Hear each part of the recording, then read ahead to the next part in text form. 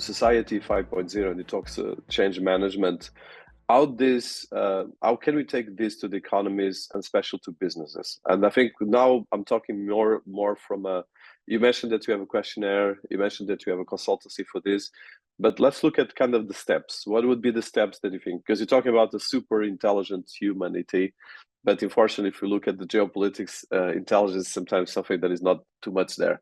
But at the same time, for instance, recently, one of the engineers of Google was saying that one of the AI chatbots of Google started asking questions that, in the end of the day, Google, of course, said it was not that. So that means we have already some kind of singularity of sentient AI.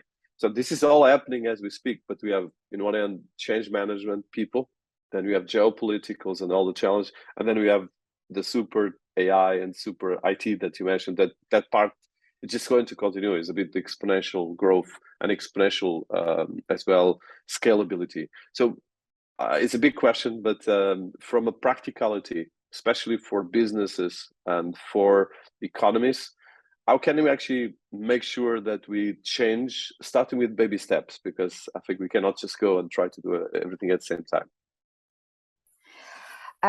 Maybe we can use a framework. For example, at LSE, they taught us that three things should align to make great changes: interests, ideas, and institutions.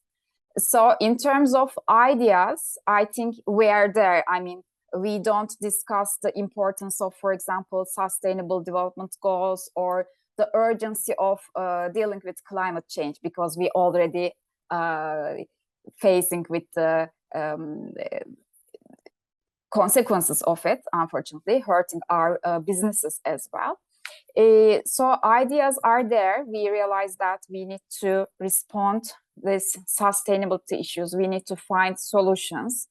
And we also realize that no government can achieve this alone. So we need to cooperate. However, of course, there's a race as well in terms of, I mean, geopolitics, techno-geopolitics. You know, there are tech wars. Everyone tries to develop some solutions, but we sometimes want to keep it to ourselves. Anyway, ideas are there. In terms of interests, we also realize that, for example, if you are looking from the business perspective, the main goal of a business is making profit, right? And although we call it people, profits, planet, and prosperity, still, I mean, as an entity, a company needs to make profit in order to continue its business. But what we say is that sustainability is not a luxury. If you need to really make to profit, and if you want to make your profit be sustainable, if you want to be successful, if you want to be competitive in this race, you need to take care of sustainability. You need to make a greater performance.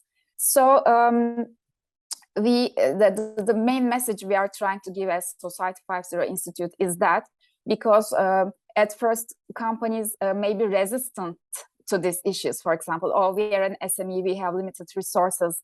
I mean, we can't deal with the sustainability issues. But we give this main message that if you really want to be profitable in this time, you have to take care of it. You have to deal with the sustainability issues. So the interest is there as well, ideas, interest. Institutional part is a little bit confusing, because there's a alphabet soup of standards. There are a lot of important initiatives from a number of international organizations like United Nations, World Economic Forum, I mean, you name it, all international institutions, non-governmental organizations, private consultancy companies. They all are trying to set the standards to measure this ESG performance and to promote this issue. But it's a little bit complicated, like a spaghetti bowl of institutions and regulations. But it's good. I mean, I'm sure at some point some of these standards or regulations will be eliminated, and there will be convergence on some of these standards. So we are much closer to that ideas, institutes, and interests alignment. But of course, it is difficult to carry out a coordinated effort like the Japanese example, because in Japanese case, we see that, for example, Japanese government go to big tech companies and they just give responsibility. For example, Toyota, you are going to do this. And for example, X company, you are going to, you need to develop a solution for that issue. And under their R&D departments, research and development departments, they opened Society 5.0 sub departments. And they, what they did is mission-oriented innovation. I mean, they tried to develop solutions. And they actually are successful on that. For example, Japan is number one in caretaker robots. They developed very important solutions for aging society. And now, not only they solve their own problems, they can export and they can make money out of these solutions, because aging society is not a problem of Japan only, but also other countries as well, because our life expectancy is increasing. We are living longer. So yes, that can be an positive initiative for economies, seeing that both for companies and also countries, I mean, you can make a lot of money out of this solution economy. If you can utilize these technologies, you will benefit from it. But if you miss this chance, maybe your company will be closed. I mean, you will be out of this race. So it is in everyone's interest on working on these issues. Very inspiring, and I think we really need to take into this. So as a wrap up, let's say if we have, our audience is mostly people C-level, and from CEOs to directors of companies, and as well personalities from universities and different areas. So if we have like 3 things that you suggest for someone to look when it comes to the Society 5.0 and the things we've been discussing, what would be the 3 things that you would suggest? The 3 things will be first, solution economy.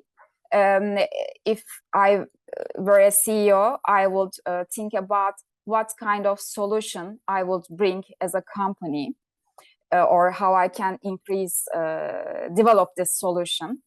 So I would focus on this first.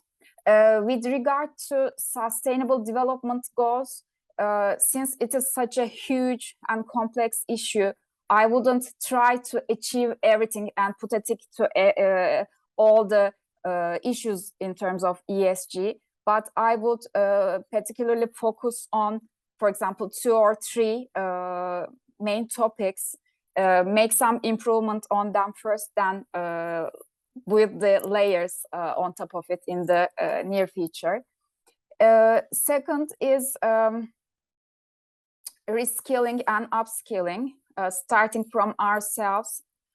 We should be thinking about the future of our professions, how the things is going on, and how can we adapt ourselves to this change, or how can we improve our human capital in the company. And third is just to remember that our companies are live and profitable in a bigger society. So the society part of this ESG is very important. Giving back to people, giving back to our communities are very important. So I would invest in social issues, because that environment in the end would, I mean, feed us, will grow us. So the third thing would be how to contribute to the society we are living in. So I can summarize the three main things to start for our Society 5.0 journey like that.